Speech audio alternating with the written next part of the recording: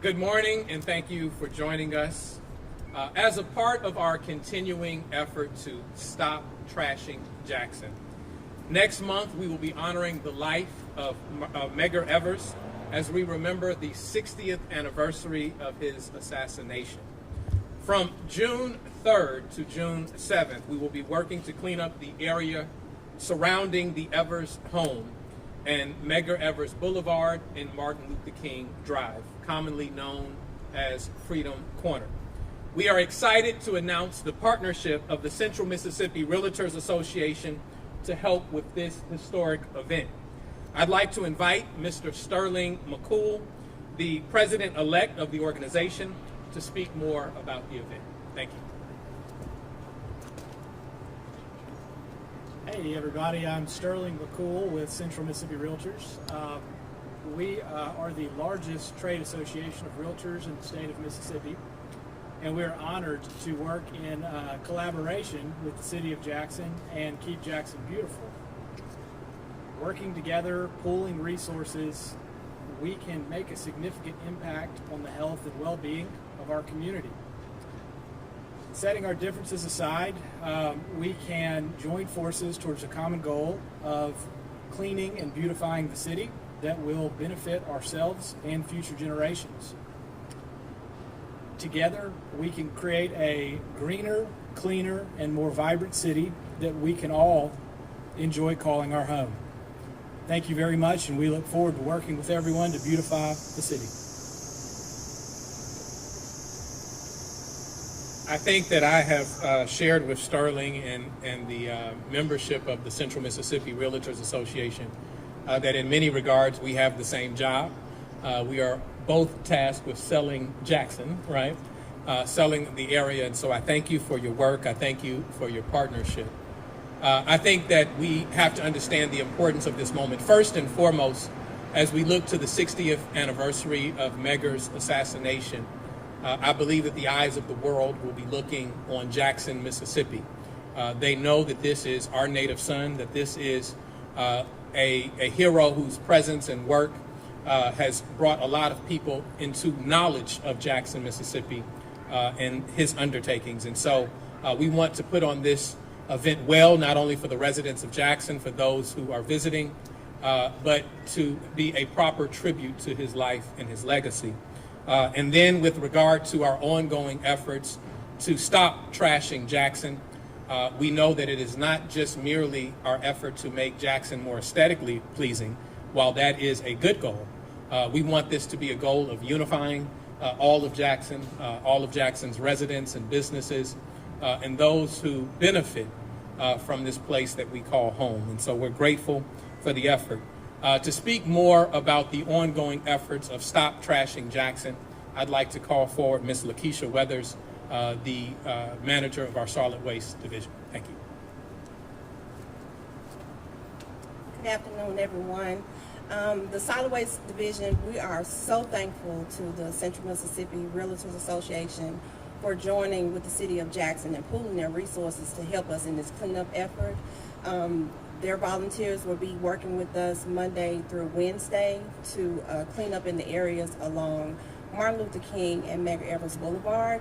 The Solid Waste Division will go in and remove bulk items and other large debris, and they will come in and assist us with debris removal such as litter and tires and things like that. We will also be working with New Way, Mississippi to come in and clean up those areas. And as the mayor stated, this is just one of our projects to continue the campaign for Stop Trashing Jackson. We will have some upcoming events over the next 2 months, and we need all volunteers, all hands on deck to help us clean this beautiful city that we live in. So if you want more information about how you can join in this cleanup and future cleanups, please go to Keep Jackson Beautiful, sign up, contact us, schedule your own cleanups, whether in that area or other areas. We need all the help that we can get, and we thank you all. So one, just returning to the effort and the partnership with the Central Mississippi Realtors Association, I want to be clear that they have already lined up 50 volunteers to support this effort. And I want to lift up the ongoing work and support of our Solid Waste Division who have been doing an amazing job, especially in the wake of our trash dispute that left trash and dumping sites all across the city, to add to the other dumping sites that we have been contending with for some time. And so I want to commend Lakeisha's work, and I want to commend the men and women who work in your department for their hard work. I want to thank Visit Jackson for lifting them up as heroes in our city, and supporting a commercial of sorts that thanks them for their hard work. And I ask that Jackson residents commend them. Where some people have a spirit of entitlement and throw trash on the streets, these are the people that go the extra mile and pick it up. Yes, it is their job in order to make certain that Jackson is clean and beautiful, but it still does not negate the fact that we need to get rid of that spirit of entitlement, that somebody needs to pick up after you. I remember what my mother used to say. She said, if you don't care for your home, no one else will. And so that not only applies to the residents we live in, that applies to our city in general. And so I'd like to, at this time, ask if Ms. Alicia Crudup will come forward, who works with Keep Jackson Beautiful, is the executive director of Keep Jackson Beautiful.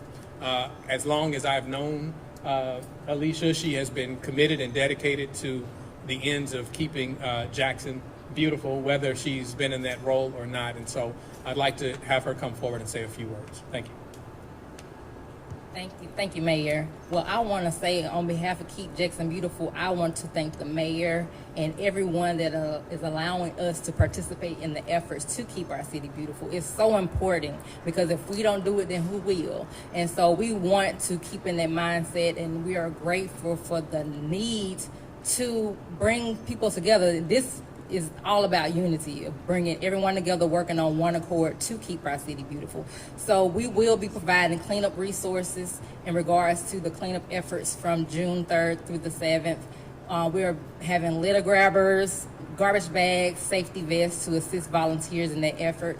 We're also having it posted on our website, so individuals that want to participate for any and all the dates that we have, and we have extra from other cleanups out throughout the city that's already on there. But you can go to our website at keepjacksonbeautiful.com, sign up to become a volunteer, sign up to get notified about any events that we may have coming up that you might be interested in. So this is just all our efforts of everyone pulling together as one city to clean our city and keep it beautiful. And I thank you all, and thank you, Mayor, for kickstarting this. Thank you. Let me correct myself. Miss Melissa Faith Payne has taken the task of reminding me that it was actually our comms department that created that commercial saluting our solid waste division. Watch what you tell me, Melissa, because I'm going to call you out, right? If you call me out, I'm going to call you out, right? But no, we're thankful for your work, and Visit Jackson has reshared and lifted that up, and so we're still thankful for them. Listen, I think we have a beautiful opportunity to show love for our city. Alicia, you just reminded me of my father's slogan, one city, one aim, one destiny. We should show that unity. We should aim to do everything that improves our city, and we'll benefit from the shared destiny of a much more beautiful place, prosperous place, a place that we can all, enjoy calling home. With that, if you have any questions, we're ready to take them. Yes. Mayor, a few months ago, when you were first talking about the Stop Trash in Jackson initiative, you talked about how if a road became just a trash heap of illegal dumping, that you would have law enforcement shut that road down. Is that still a plan that you seek to use? That is still a part of the overall plan. Of course, when we look at that, we have to do traffic studies and determine and make certain that there are still ways for people to navigate to the necessities that they have. But it's not necessarily even a tool that we haven't used before, right? Lakeisha has, recognized several repeated illegal dumping sites, and where we've been able to use that as a tool, we have shut off those roads. I'm just merely stating that we're going to increase the efforts where it can take place. And there will be residents in the area who will say that, hey, this is an inconvenience to my life. I can't get to the places I want to get to as quickly as I used to. Well, understand that when you don't show love and appreciation for your community, that is a consequence. If you can't demonstrate that, hey, when I ride by these areas, I can't stop throwing out that bottle. You'd rather junk up the street than junk up your car. You have enough love and appreciation for your vehicle, but yet you lack that same love and appreciation for the community that all of your neighbors share. And so that is a potential consequence, and we will look to employ that where possible and necessary. Mr. Mayor, the need for this cleanup campaign raises the question of who is in charge of enforcing litter, the laws against littering, and laws against illegal dumping. It seems to be pervasive across the city.